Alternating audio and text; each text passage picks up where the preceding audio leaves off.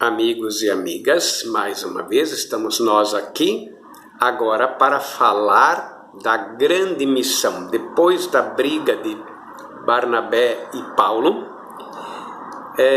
o que aconteceu? Paulo com Silas, depois também com Timóteo, está querendo rever as comunidades que ele evangelizou na primeira viagem missionária de Atos 13, 14. Estou agora em Atos 16, 1 em diante. Ele está querendo visitar, mas ele tem uma visão de noite de um macedônio que diz: vem até a Macedônia, isto é, vem até a Grécia, vem até a Europa. Na primeira viagem missionária, Paulo só esteve na Ásia Menor, hoje Turquia, que ainda é Ásia, né?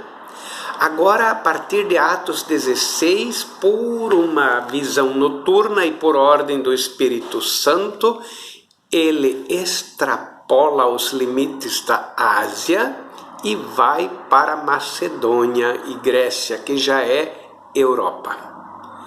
A grande missão chega até a Europa. E Lucas diz que isto não foi iniciativa humana, mas isto foi obra do Espírito Santo. Lá na Macedônia, em Filipos, ele encontra poucas pessoas, ele vai sempre primeiro nas sinagogas, ou evangelizar judeus. Aí os judeus não aceitam, ele evangeliza pessoas não judias, mas isto é muito provavelmente um artifício literário de Lucas, porque na carta aos Gálatas, capítulo 2, Paulo diz claramente que ficou decidido que Pedro iria evangelizar os circuncisos, isto é, os judeus, e eu, diz Paulo, evangelizar os incircuncisos. E Paulo, em todas as suas cartas, nunca diz que ele evangelizou judeus. Ele diz, para os judeus me tornei judeu, para os gregos, grego, enfim, na primeira carta aos Coríntios, capítulo 9, né, dá a entender, mas não, nenhuma vez ele narra que ele de fato esteve em algum lugar para evangelizar judeus.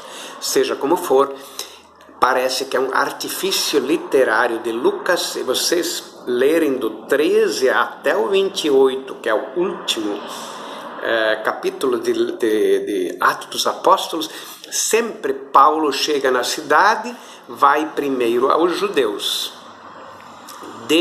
Como lá ele não faz muito sucesso, depois ele se dirige aos não gentios, aos não judeus. Com isso, provavelmente Lucas está querendo apaziguar os judeus dos anos 80, 90 que estão na sua comunidade e que não estão contentes por Paulo ter aberto a porteira da igreja aos gentios.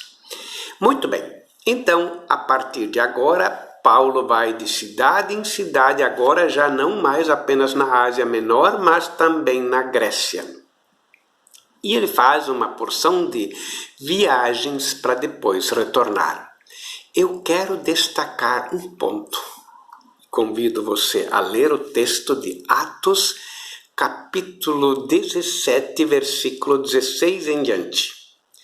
A primeira e única vez que Paulo, segundo Atos, não se dirige antes aos judeus, mas direto aos gregos. Isto no Areópago de Atenas, onde se reunia a elite grega, a elite pensante, né? Os ricos, os sábios. E ele chega lá e faz um discurso completamente diferente dos habituais discursos. Se você lê o texto do 3 em diante, como são geralmente os discursos, têm um fundo veterotestamentário, mas este não.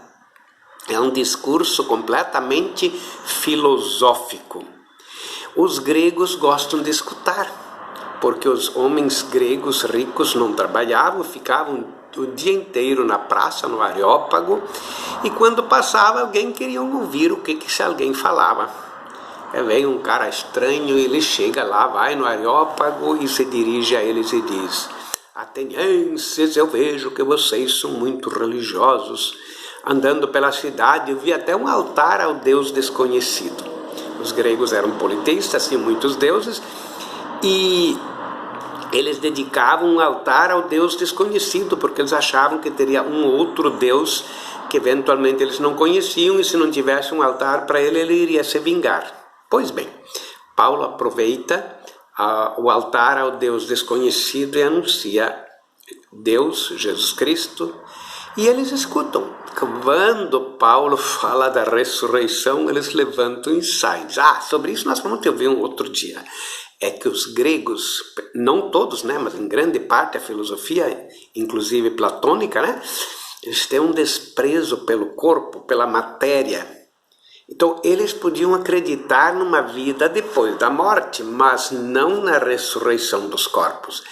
A primeira e única vez que Paulo se dirige diretamente aos sábios gregos se dá mal. Pois bem, na próxima vamos falar mais alguns tópicos. Paz e bem.